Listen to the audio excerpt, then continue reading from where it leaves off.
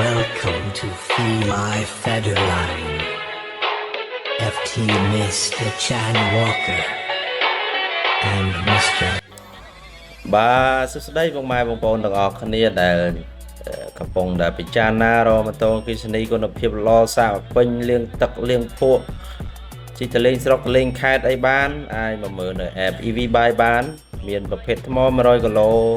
180 200 280ចឹងទៅតាម option ទៅតាមតម្រូវការបងប្អូនយកទៅជិះយកទៅប្រើការចឹងម៉ូតូ app EV Buy នេះគឺគុណភាពពិសេសមែនទែន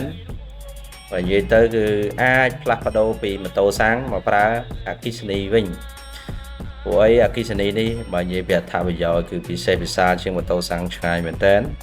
ព្រោះតែទីផ្សារវាមិនសូវមានក្នុងការលក់ចេញទៅវិញតែប៉ុណ្្នឹងទេប៉ុន្តែចំពោះអត្ថប្រយោជន៍ការជិះការប្រើប្រាស់ធម្មតាយើងចាក់សាំងត្រូវចំណាយ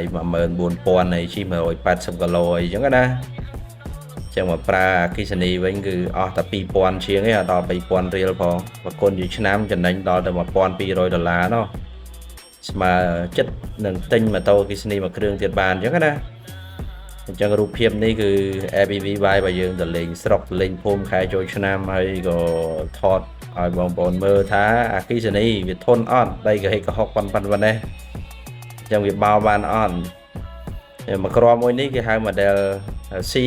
FEV